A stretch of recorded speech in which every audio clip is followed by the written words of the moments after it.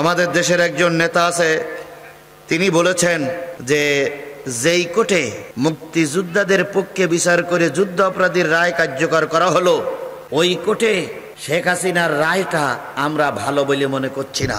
ওনারা সেটা মেনে নিতে পারেনি। আমরা স্পষ্ট করে বেলকুচির মাটির থেকে বলছি, যদি আপনি এই রায় মেনে না নেন, এটা 18 কোটি মানুষের মনের রায়।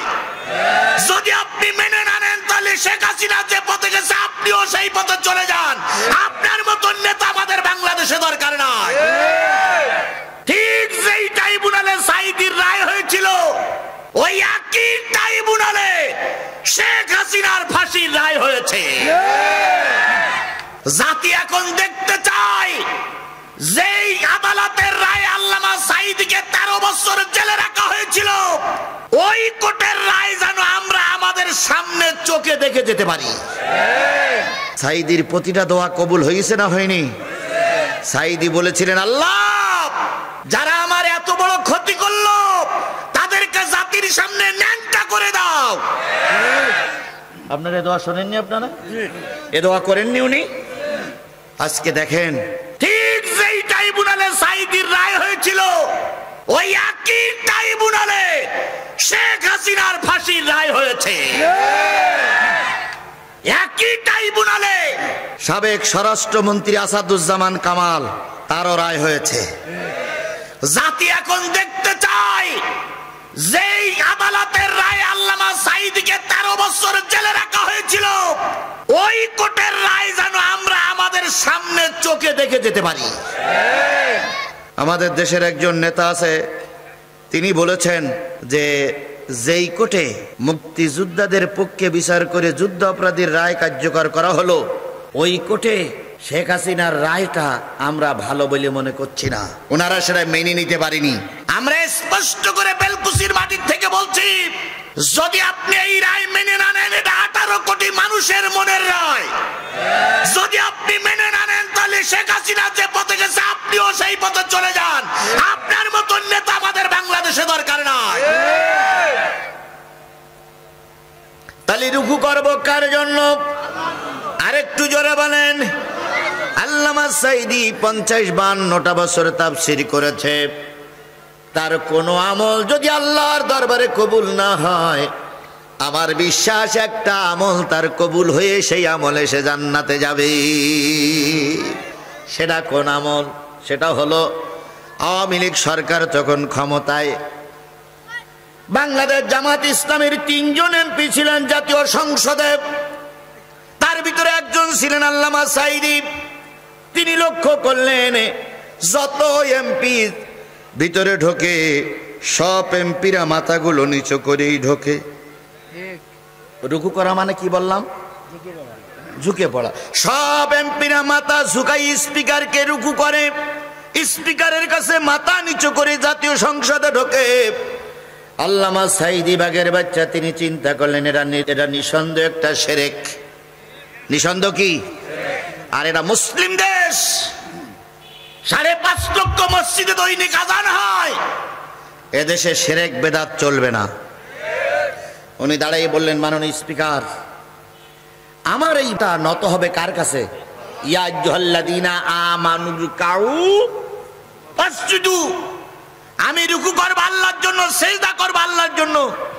কিন্তু এখন দেখতেছি আমরা যারা ঢুকি, আপনাকে রুকু করে মাথা নিচু করে ঢুকতে হয়। এটা একদম নির্ভেজাল একটা কি শিরক। আমি এটা চাচ্ছি না। স্পিকার সাহেব বললেন, হুজুর আপনি একটা লিখিত দরখাস্ত করেন। লিখিত দরখাস্ত করা হলো, ভোটাভুটির মাধ্যমে সেই দরখাস্ত মঞ্জুর হলো। স্পিকার বললেন, গেটটা সংস্কার করো। কোন মানুষ ঢোকার সময় মাথা নিচু করে ঢুকবে না, মাথা উঁচু করে ঢুকবে। এই যে তার জীবনের সবচেয়ে বড় একটা ভালো কাজ করে গেছেন, এই কাজের ওসিলায় আল্লাহ যেন তাকে জান্নাতুল ফেরদাউস দান করে। তাহলে রুকু করব কার জন্য? 2 নম্বর, আসজুদু, সেজদা করো। সেজদা করা মানে হলো মাথাটা একেবারে মাটির সঙ্গে লাগাইয়ে দেওয়া। কারো জন্য? আরো জোরে বলেন। আসজুদু ওয়াবুদু রাব্বাকুম, যত ইবাদত হবে সব রবের জন্য। ওয়াফআলুল খায়রা লাআল্লাকুম তুফলিহুন, ভালো ভালো কাজ করো, আল্লাহ পাক সফলতা দান করবে। তাহলে প্রথম কি? রুকু। 2 নম্বর সেজদা। 3 নম্বর গোলামি কার? 4 নম্বর ভালো ভালো কাজ করো, পুরস্কার দেবেন কে? আরেকটু জোরে বলেন, পুরস্কার দেবেন কে? তাহলে রুকু করব কার জন্য? সেজদা করব কার জন্য? ইবাদত গোলামি হবে কার জন্য? ভোট দেওয়া ফরজ, আবার ভোট দেওয়া হারাম। যে ভোট দিলে একজন জালেম ফাসেক ক্ষমতায় যায়, সেই ভোট থেকে যদি ভোট দেওয়া না যায় বিরত থাকতে হবে। আর আপনার একটা ভোটে যদি কোরআন জাতীয় সংসদে যায়, ওই ভোটটা আপনার জন্য ফরজ। ভোট দেওয়া হারাম, আবার ভোট দেওয়া কি? দুইটা আছে বলে। আপনি ফরজ আদায় করতে পারছেন না, দেখতেছেন ভোট দিলে জালেমেরা ক্ষমতায় যাবে, এরা কোরআন বিদ্বেষী, ভোট থেকে বিরত থাকুন। আবার দেখতেছেন একটা ভোটের কারণে একটা কোরআনের পাখি ফেল করতে পারে, যদি হামাগুড়ি দিয়েও যেতে হয় তবু ভোট কেন্দ্রে যান।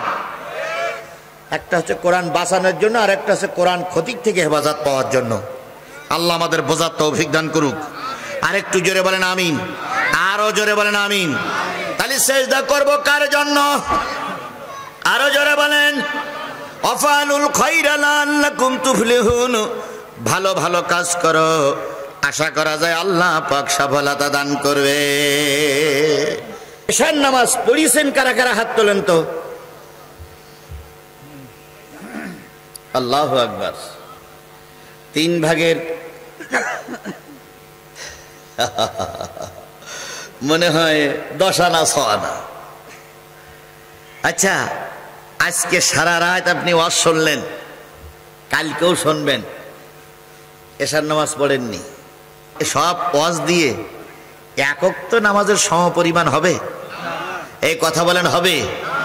তাহলে আমাদের বুঝতে হবে নামাজের বিকল্প কিচ্ছু নাই। তবে যারা পড়ুনি, অধিকাংশ দেখলাম যুবক। ও যুবক, তোমার মতন মানুষও কত মারা যায়, তোমার মতন কত মানুষ কবরে চলে গেল। এই জন্য আজকের থেকে নিয়ত করো, আগামীকাল থেকে আর নামাজ ছেড়ে দেব না। আজকে পর্যন্ত যে গুনাহ করেছো আমি সাদা কাগজে লিখে দিতে পারি, তুমি যদি তওবা করে ফিরে আসো, কালকের থেকে যদি নামাজ পড়ো, আজকে পর্যন্ত যে পাপ করেছো সব পাপ আল্লাহ মাফ করে দেবে।